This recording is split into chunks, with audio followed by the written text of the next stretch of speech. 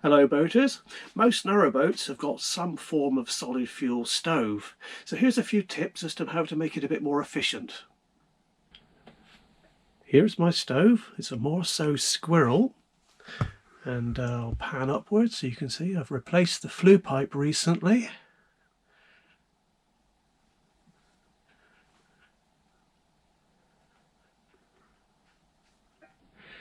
As you can see, I've got two kettles on top of the stove. This is a really essential thing to do, I think. Get some kettles suitable for gas cookers, fill them with water, and then the stove will just keep it. You can actually bring them to the boil. I don't tend to run my stove that hot, but the water's always hot and ready to use. And if you have to bring it to the boil, you can just stick it on the gas and take it up the extra. Doesn't use much gas that way. You'll save quite a lot of money, and you've always got hot water on tap. Being a stove, it tends to get pretty dusty, so that's why the kettles are so dirty. I don't really tend to worry about that. One thing I did forget to mention is that when you put the kettle on the stove, don't overfill it, and make sure that the spout is overhanging the edge of the stove here, because you will get drips, as you can see looking down here. You see where the drips have landed on all the dust and the cat fur? You don't really want that dripping on the top of your stove. And if you overfill the kettle, it could overflow and cause problems. You can also cook on the top of the stove as well. You can make stews and things like that. Another thing you can do, and it's not very good with the Morso Squirrel stove, is that you can actually cook things in the ash pan.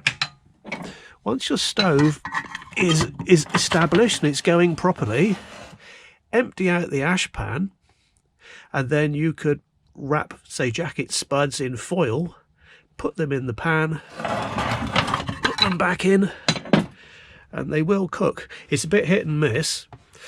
Unfortunately, the ash pan on the Morso Squirrel is not very deep. My previous stove had a nice deep ash pan, and you could easily get jacket spuds and things like that in there. Once upon a time I did try and cook sausages in the ash pan, and I wrapped them in foil, put them in there and forgot about them. And then the next day when I went to empty the ash pan, of course I remembered them again, and they were dried out pure little tubes of charcoal. So that didn't work too well, but probably no reason why you can't do it. But you do have to be a bit careful. Now you might notice this rather ugly piece of aluminium foil which is hanging here. Very flimsy.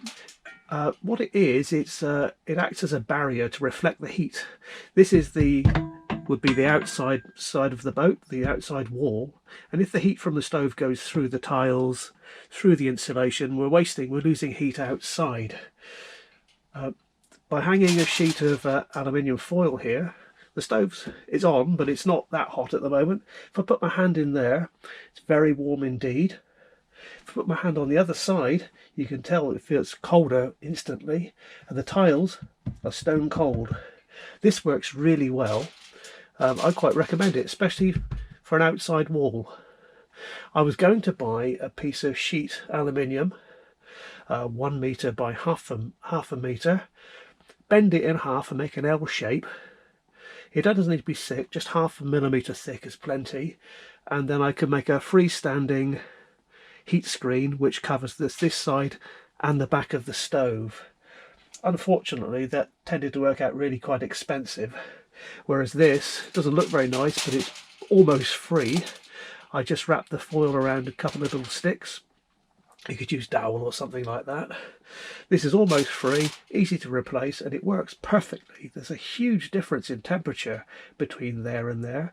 I'd suggest you just need to leave an air gap either side of it, and it will work really well. The other wall at the back of the stove, there, that's an interior wall, just a divider. On the other side of that wall is my food cupboard. So I don't want heat going from the stove into the food cupboard and keeping that warm.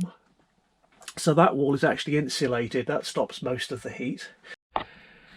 Down the back of the stove, again with another little air gap either side of it, is a stack of fire bricks. I happened to find those lying beside the canal somewhere, so I picked them up, and well, there's a good place to store them, because they soak up the heat from the stove and they stay warm for a long time.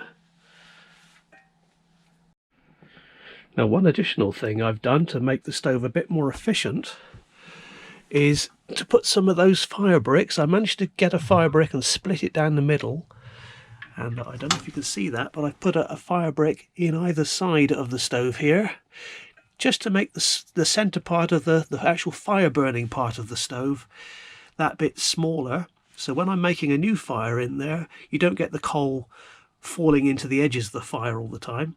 And that allows you to have a more compact, more efficient fire. You'd be surprised how much heat actually does transfer through the wall.